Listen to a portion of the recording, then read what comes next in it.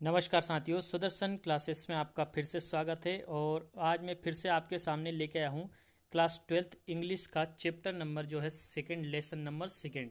और मित्रों, इस चैप्टर का नाम है जो लेसन है उसका नाम है मित्रों लॉस्ट स्प्रिंग। लॉस्ट स्प्रिंग के मित्रों यहाँ पे अपन क्वेश्चन आंसर देखेंगे। यहाँ पे पहला क्वेश्चन देखिए, what is Shoaib looking for in the garbage dumps, where is he and where has he come from. जो गार्बेज डंप था, जो कूड़े का करकट यानी कि कचरे का जो ढेर था, उसमें शोएब है जो कि साहेब नाम का एक लड़का है, वो क्या ढूंढ रहा था। ठीक है। दूसरी ओर यहाँ पे देखिए, where is he and where does has he come from. वो वहाँ कहाँ है अभी वर्तमान में और कहाँ से ये आया था, यानी वो लड़का कहाँ पर है अभी और कहाँ से ये आया था। कौन? ये साहेब नाम का एक लड़का। ठीक है। ये तो Saheb was searching for rupees notes, coins and other useful object in the garbage dump. जो कचरे का जो ढेर था उसमें क्या क्या ढूंढ रहा था? एक यूजफुल ऑब्जेक्ट यानी काम की चीजें, कॉइन्स यानी सिक्के और रुपए के नोट्स ढूंढ रहा था। ठीक है। Their family was uprooted from their village in Dhaka. उनकी जो फैमिली थी वो ढाका के एक गांव से क्या अपरूटेड कर दी गई। अपरूटेड का मतलब होता है वहां से निकाल दी गई थी, भगा दी गई थी वहां से। ठीक है। यो ढाका बांग्लादेश में। And no option but shift to the Seemapuri. Seemapuri में शिफ्ट होने का अलावा उनके पास में और कोई ऑप्शन नहीं था। ठीक है। A slum on the outskirt outskirts of Delhi. जो दिल्ली के आसपास के इलाके में है, जो धूल से भरा हुआ इलाका है। And look for source of income. और वो इनकम के सोर्स के लिए इधर उधर भटक रहे थे। ठीक है। दूसरा क्वेश्चन देखिए मित्रों, वीडियो को लाइक जरूर करें यदि आपको अच्छा लग रहा हो तो। इसके बाद में इनको नोट कर ले अपनी कॉपी में और इनको याद करते रहें। दूसरा क्वेश्चन देखिए, what explanation does the author offer for the children not wearing footwear. कुछ बच्चे वहाँ पे फुटवियर्स यानी कि जूते चप्पल नहीं पहने हुए थे, उनके बारे में वो क्या एक्सप्लेनेशन देती है। ये लेखिका है एक, जो इसका ऑथर है जो वो एक लेखिका है, लिखने वाली है। ठीक है। One of the explanations that the author comes across when he she सा मेनी इशूलेस रेग pickling children in her neighbourhood. जब अपने पड़ोस में उसने फटे पुराने हाल में कुछ बच्चों को, मैनी शूलेस मतलब बिना जूते पहने हुए बच्चों को देखा, तो उनने कुछ एक्सप्लेनेशन दिए। ठीक है।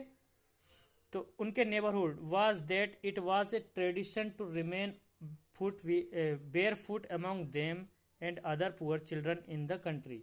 कि कुछ लोगों में ये ट्रेडिशन होता है, कुछ लोगों का इन चीज़ों के आदी हो जाते हैं कि वो जूते ना पहनते हो अपने पैरों में। ये देश के उसके नेबर में यानी उसके आसपास ही नहीं हो रहा है, ऐसा उसके कंट्री में भी, उसके देश में भी ऐसे लोग बहुत सारे हैं जो शूलेस रहते हैं यानी बेयर फुट रहते हैं। बेयर फुट का मतलब होता है बिना जूत के नंगे पैर।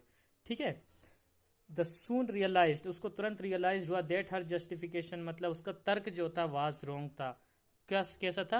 गलत था, रॉन्ग था। Just supported this idea and state utter destitution. ठीक है। इससे क्या हो गया था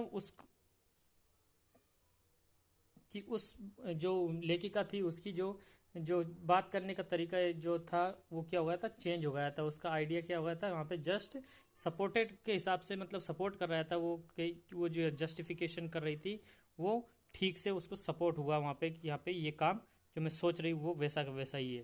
तो ऐसा था भी सही।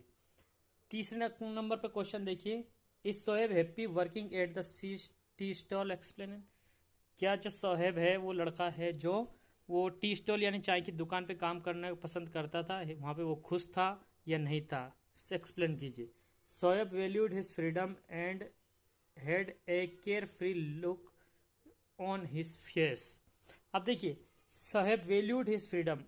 फ्रीडम का मतलब वो स्वतंत्रता, वो अपनी स्वतंत्रता में विश्वास रखता था, उसको भाव देता था अपनी स्वतंत्रता को। And had a care free look of his face. उसके चेहरे पे स्वतंत्रता जो दिखाई, केयर फ्री मतलब केयरलेसनेस दिखाई देती, लापरवाही जैसी दिखाई देती थी। Working at the tea stall means sacrificing his freedom, यानी कि चाय की दुकान पे काम करना उसके लिए ये क्या था, एक बलिदान जैसा था, सेक्रीफाइस कर दिया था उसकी फ्रीडम की, उसकी स्वतंत्रता को उसने। Since he had a master to obey, क्योंकि उसको उसके मास्टर यानी चाय के दुकान वालों को क्या करना पड़ता था, पालन करना पड़ता था उसके आज्ञा का, इसलिए उसने उसकी स्वतंत्रता क्या कर दी थी, खो दी थी। The job paid him 800 rupees, और जॉब से उसको कितने 800 रुपये मिलते थे। एंड ऑल हिज मील्स, और उसकी खाने पीने को मिलता था। एंड ठीक है, यहाँ पे बट लिखा है मित्रों, BUT। But he felt that the weight of steel canister was more than his rage picking plastic bag and he's not content with it। लेकिन उसको ऐसा लगता था कि मैं जो गार्बेज में काम करता था वो मेरे लिए इस काम से बेहतर था, क्योंकि उसमें मेरे पास में स्वतंत्रता थी, इस काम में मेरे पास में स्वतंत्रता नहीं है। ठीक है, आगे देखिए।